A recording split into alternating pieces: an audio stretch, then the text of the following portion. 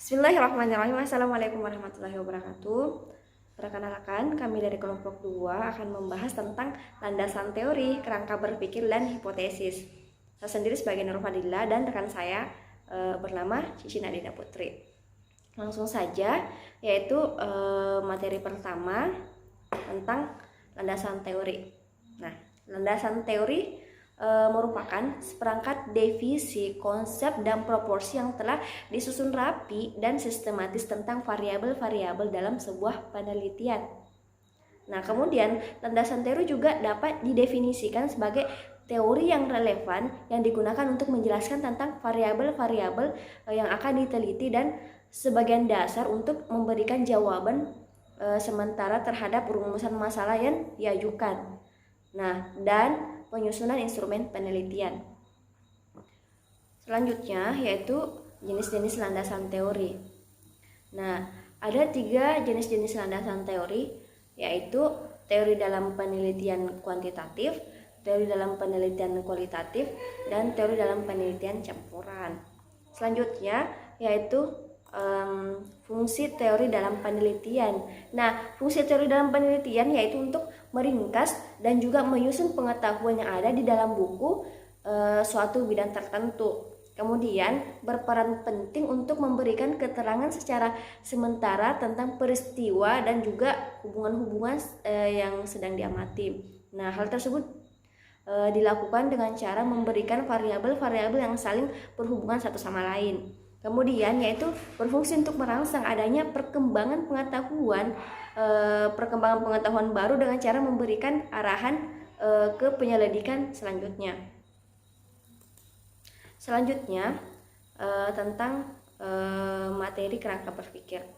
Nah, kerangka berpikir merupakan sebuah model atau juga gambaran yang berupa konsep yang di dalamnya itu menjelaskan mengenai suatu hubungan antar variabel yang satu dengan variabel yang lainnya. Nah, kemudian dalam buku Business Research pada tahun 1992 itu menjelaskan bahwa kerangka berpikir itu sebuah model konseptual tentang bagaimana sih teori berhubungan dengan berbagai faktor yang telah diidentifikasi sebagai masalah yang penting. Kemudian adapun langkah-langkah menyusun kerangka berpikir ada 7. Yang pertama yaitu menentukan sebuah variabel yang telah diteliti. Kemudian banyak-banyak membaca buku hasil penelitian. Kemudian mendeskripsikan teori dan hasil penelitian. Kemudian lalu menganalisis teori dan juga hasil penelitian dengan kritis. Kemudian menganalisis komparatif tentang teori dan hasil penelitian. Lalu sintesa kesimpulan. Nah, selanjutnya menyusun kerangka berpikir. Materi selanjutnya yaitu tentang ciri-ciri kerangka berpikir. Nah, ciri-ciri kerangka berpikir yang pertama yaitu dapat dikatakan sebagai pemikiran dari susunan interaksi logika yang sudah diatur dalam rangka menjelaskan variabel yang telah diteliti. Kemudian, kerangka ini juga dibuat untuk menjelaskan instruksi dari aliran logika secara sistematis. Lalu ditunjukkan untuk memperjelas variabel data yang sedang diteliti sehingga pengukurannya itu dapat dirinci secara relevan. Kemudian di dalam kerangka berpikir juga harus menerangkan yang pertama itu mengapa sih penelitian ini harus dilakukan, kemudian bagaimana proses penelitian ini dilakukan, lalu apa sih yang diperoleh dari melakukan penelitian tersebut, kemudian untuk apa hasil penelitian tersebut jika sudah diperoleh, seperti itu. Itulah materi yang saya bawakan, kemudian dilanjutkan oleh Saudari Cicin Adinda Putri. Padanya dipersilahkan dengan hormat. Bismillahirrahmanirrahim. Materi selanjutnya yaitu mengenai hipotesis. Apa itu hipotesis? Hipotesis adalah suatu pernyataan yang pada waktu diungkapkan belum diketahui kebenarannya, tetapi memungkinkan untuk diuji dalam kenyataan empiris menurut Gulo 2057. Hipotesis adalah dugaan yang bersifat sementara yang masih memerlukan pembuktian karena ia merupakan dugaan. maka hipotesis harus dinyatakan dalam bentuk pernyataan dan sinkron dengan rumusan masalah. Pembuktian yang ingin dicapai oleh hipotesis adalah sebagai upaya untuk menjawab masalah yang telah dirumuskan sebelumnya. Kemudian kita masuk ke jenis-jenis hipotesis. Jenis-jenis hipotesis. Yang pertama, menurut Thomas, dalam penelitian dikenal dua jenis hipotesis, yaitu yang pertama, hipotesis nihil atau nul. Hipotesis nihil adalah dugaan yang menyatakan kesamaan atau tidak adanya perbedaan antara dua kelompok atau lebih tentang suatu perkara yang dipersoalkan. Yang kedua, hipotesis alternatif.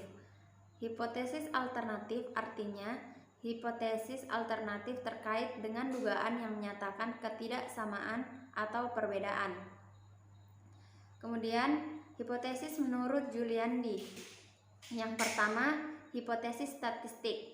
Hipotesis statistik adalah sebuah pernyataan matematis tentang keadaan populasi yang ditinjau atau diteliti. Yang kedua, hipotesis penelitian. Hipotesis penelitian disebut juga dengan hipotesis substansi, adalah hipotesis yang mengandung pernyataan mengenai relasi antara dua variabel atau lebih sesuai teori. Selanjutnya, fungsi hipotesis.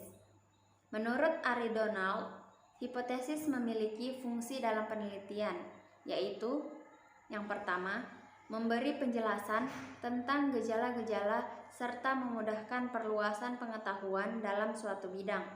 Yang kedua, mengemukakan pernyataan tentang hubungan dua konsep yang secara langsung dapat diuji dalam penelitian. Yang ketiga, memberi arah penelitian. Yang keempat, memberi kerangka pada penyusunan kesimpulan penelitian. Selanjutnya, ciri-ciri hipotesis yang baik.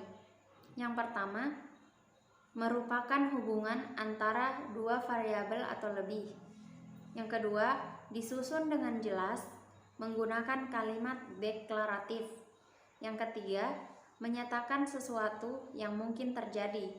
Yang keempat, mampu menjelaskan kenyataan yang menjadi masalah utama. Yang kelima, harus dapat diuji dengan data yang ada. Tujuan hipotesis. Yang pertama, hipotesis memberikan arah bagi penelitian yang akan dilaksanakan. Yang kedua, adanya hipotesis adalah mencegah peneliti untuk melakukan penelitian coba-coba atau trial and error research, yaitu penelitian untung-untungan dengan harapan menemukan sesuatu yang penting. Yang ketiga, hipotesis juga membantu peneliti untuk menghindari berbagai variabel pengganggu dan variabel yang membingungkan. Yang keempat, hipotesis memungkinkan peneliti untuk melakukan kuantifikasi variabel. Selanjutnya, langkah-langkah menyusun hipotesis. Yang pertama, faktor yang harus diperhatikan dalam penyusunan hipotesis, yaitu hipotesis disusun dalam kalimat deklaratif. Kalimat itu bersifat positif dan tidak normatif. Istilah-istilah seperti seharusnya atau sebaiknya tidak terdapat dalam kalimat hipotesis. Kemudian, variabel yang dinyatakan dalam hipotesis adalah variabel yang operasional, dalam arti dapat diamati dan diukur. Selanjutnya, hipotesis menunjukkan hubungan tertentu di antara variabel-variabel. Kemudian, hipotesis disusun dengan dua pendekatan. Yang pertama, penyusunan hipotesis secara deduktif, ditarik dari teori.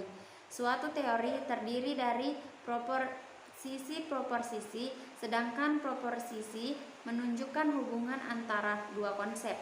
Proposisi ini merupakan postulat-postulat yang daripadanya disusun hipotesis. Yang kedua, sedangkan penyusunan hipotesis secara induktif bertolak dari pengamatan empiris.